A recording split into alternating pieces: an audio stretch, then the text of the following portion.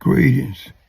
This is OG Eddie Lee, and what be happening? What be happening? You know, I got to get used to when I'm recording and posting on social media some of the things I need to make a little clear. You know, because we in the information age, there's so many ways that people could do their research, you know, especially if they trying to find holes in your armor, right? Or we would call it back in the day, chinks. Chinks are like glitches in a person's armor, you know, and to keep my armor safe and to keep those that are trying to penetrate me with their bullets or whatever, right? It's certain things I need to be a little more clear about. Now, for those that don't know, you know, I was born in Mobile, Alabama. My name is Eddie L. Johnson. The L stands for Lee. My father's name was Eddie Lee. And my son, my only blood-related son, who's deceased, name was Eddie Lee. So I come from a long line of Eddie Lees, right? Now, when I be talking about hustling, it's all types of hustling you could do. You got illegal hustling, which people always think you're talking about when you use the word you're a hustler.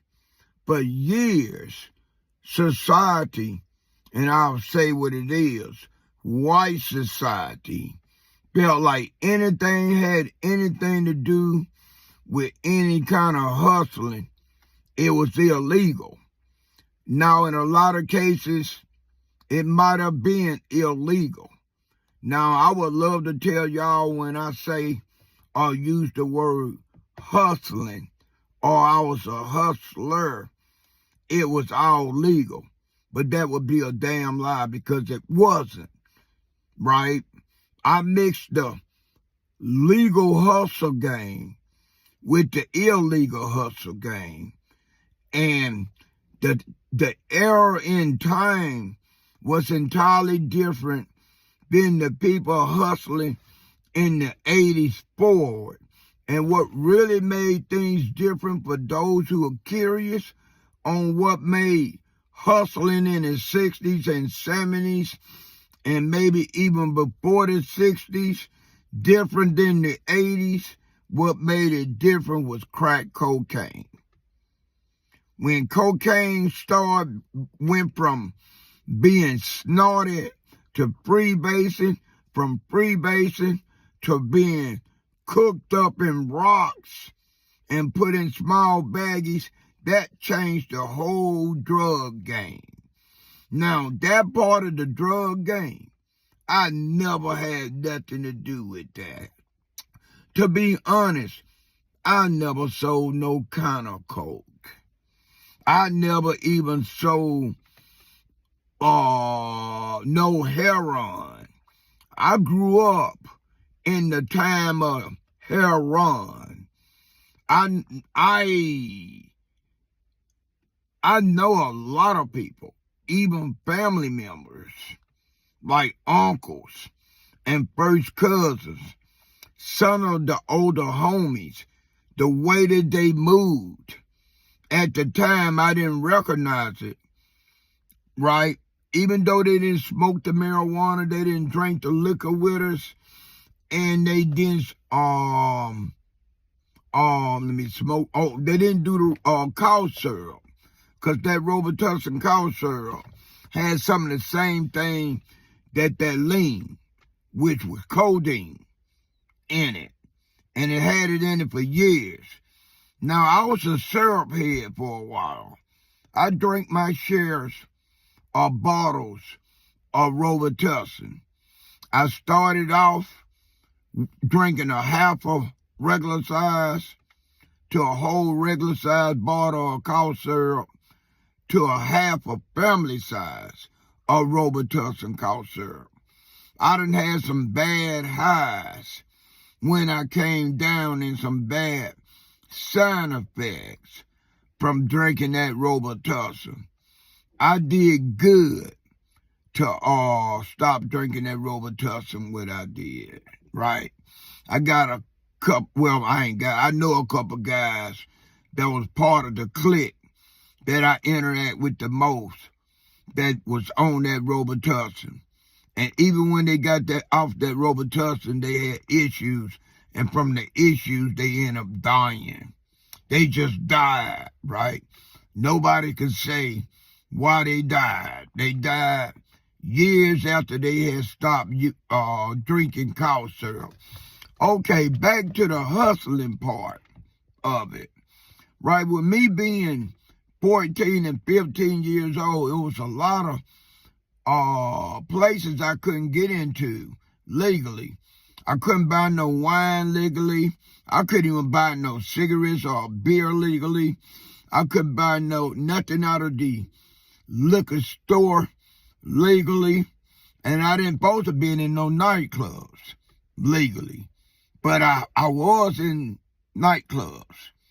The nightclubs I was in here and there, especially on the weekend, was mainly the Blue Room. The Blue Room was on Davis Avenue, the notorious known Davis Avenue. Davis Avenue, the most notorious avenue in the state of Alabama. It ain't nobody that from the state of Alabama could tell me another avenue that was more notorious than Davis Avenue. Then you had the best high school, the best marching band on Davis Avenue, which was Central High School. Then you had the notorious white barber shop on Davis Avenue. You had the Booker T. Lincoln Theater on the avenue. You had the Booker T Theater and the Lincoln Theater on the avenue. So when I mention the term hustle, and like I said, I mix working with my hustle. I mix gambling, playing cards, rolling dice with my hustle game. And I also did department store and grocery store burglaries. And I did some strong arm robberies. I think I might have did 2 armed robberies, one time with a gun and one time with a knife. But all my other robberies was considered strong arm robberies. It was where I used brute force to take what I want from whoever I was robbing. And at that time, I robbed blacks, and I robbed whites, and I robbed some gays. It's no, it's what it is. I can say anything different and not be levering up. If you're gonna open yourself up to social media and say certain things, you better be able to back it up, right? Because eventually you might end up, people might find out that you're a fraud. I'm a lot of things, but OG Elite never been no damn fraud. I never sold no heroin. I never did no heroin, right? I have used drugs, but I never used heroin, right? I was locked up with a lot of inmates that sold heroin. They call it caps. It came in a little capsule, a heroin. A cap of heroin went for $15. I know a lot of guys that had illegal heroin sales where they sold to undercover agents, right? So I boost, I did what they call snatch and grab, where we just threw a brick in a display one and snatched out what we could and take off running. Those the kind of illegal hustling that I did, right? I didn't pimp, and I wasn't no flip-flam artist, and like I said, it wasn't no crack cocaine. Peace.